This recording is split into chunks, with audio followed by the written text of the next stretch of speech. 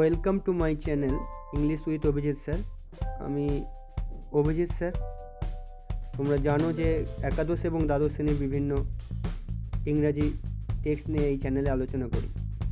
তো ছাত্রছাত্রী বন্ধুরা, তোমাদের জন্য আজকে আমি আলোচনায় যে কবিতাটি রেখেছি সেটা ইংরাজি সাহিত্যের সবথেকে বিখ্যাত যে প্রেমের কবিতাগুলি আছে, রোম্যান্টিক কবিতাগুলি আছে, তার মধ্যে অন্যতম একটা কবিতা মিটিং অ্যাট নাইট। তো বন্ধুরা, আজকে আমরা আলোচনা করছি মিটিং অ্যাট নাইট। কবিতাটি লিখছেন ইংরেজি সাহিত্যের বিখ্যাত কবি রবার্ট ব্রাউনিং। রবার্ট ব্রাউনিং কবে জন্মাচ্ছেন? 1812 খ্রিস্টাব্দে, এবং ওনার মহাপ্রয়াণ ঘটছেন 1889 অর্থাৎ 1889 খ্রিস্টাব্দে। Who was Robert Browning? Robert Browning was an English poet. ইনি একজন ইংরেজি কবি ছিলেন অ্যান্ড প্লে রাইটস। ইংরেজি কবির সাথে সাথে তিনি ছিলেন একজন নাট্যকার ফ্রম দ্য 19th century অর্থাৎ 19 শতকের। Browning major works includes, Browning যে লেখাগুলি লিখেছেন তার বিখ্যাত লেখাগুলি হলো the last ride together, my last duchess. বলে রাখি, মাই লাস্ট ডাচেস একটা বিখ্যাত কবিতা ইংরেজি সাহিত্য। এছাড়াও তিনি লিখেছেন ফ্রা লিপ্পোলিপ্পি, এবং এর বাইরেও the pied piper of Hamelin is a famous children verse written by হিম।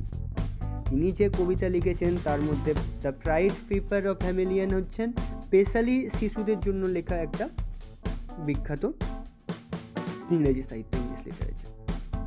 তো এই কবিতায় কি বলা হচ্ছে?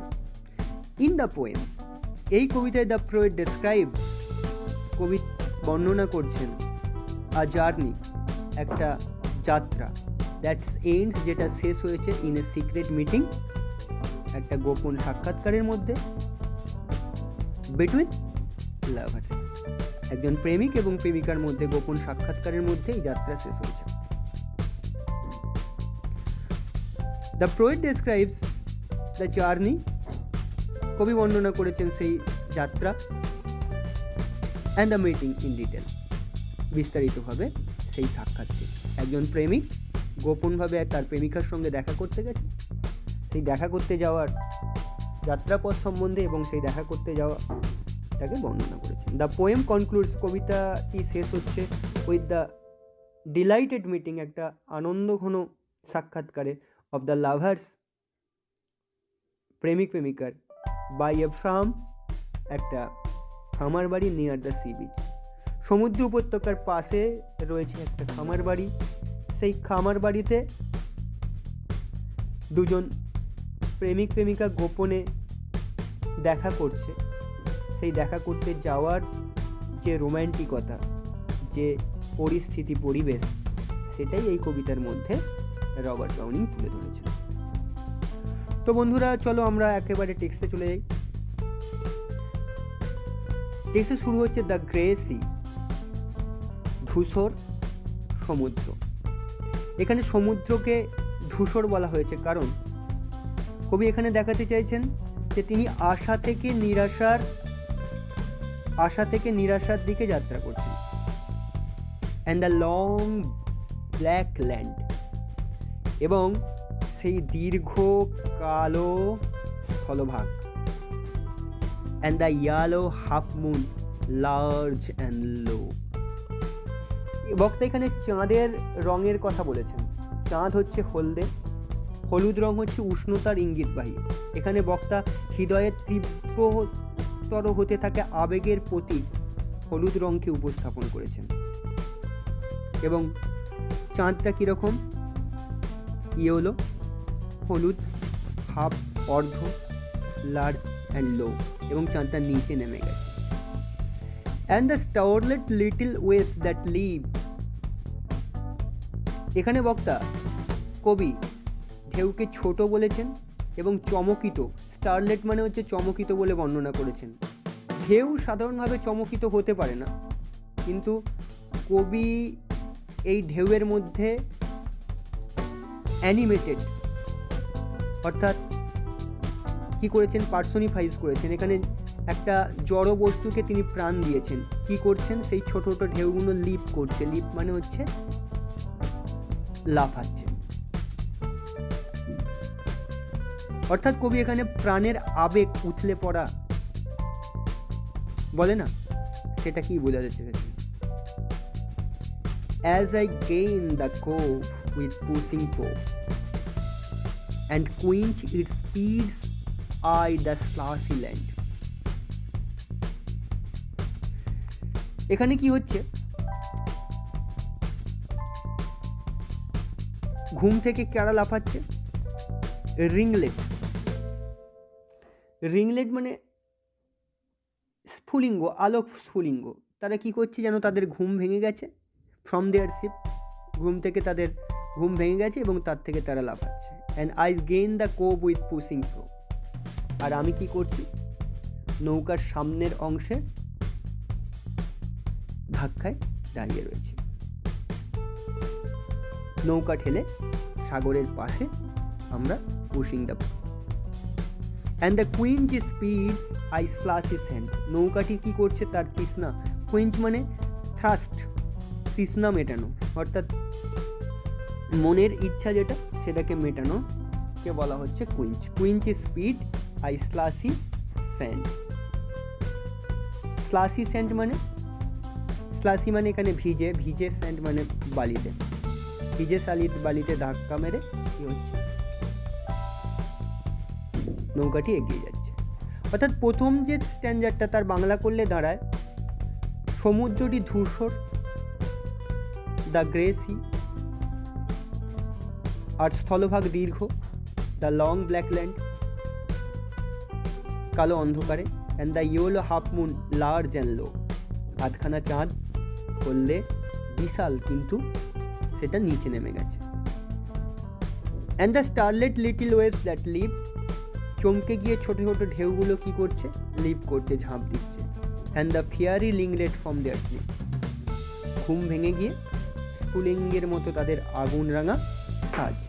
As I gain the cove with pushing prow, যেহেতু আমি নৌকা ঠেলে পৌঁছে যাচ্ছি সাগরের পাড়ে। And the quench speed I slushy land, নৌকাটি তার চলার তৃষ্ণা মেটাচ্ছে সেই ভিজে বালুকাতে।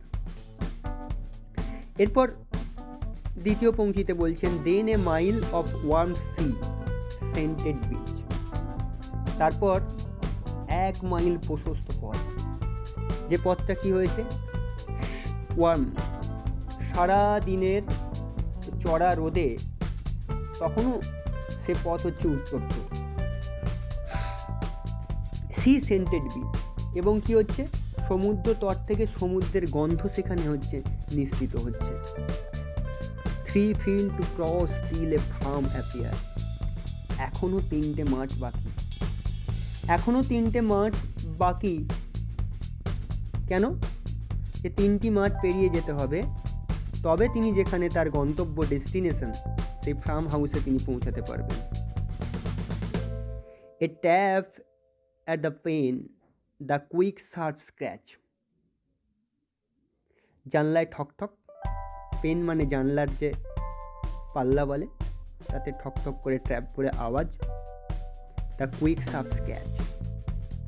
কুইক মানে কি, তাড়াতাড়ি, শার্প মানে তীক্ষ্ণ, স্ক্র্যাচ মানে আঁচড়।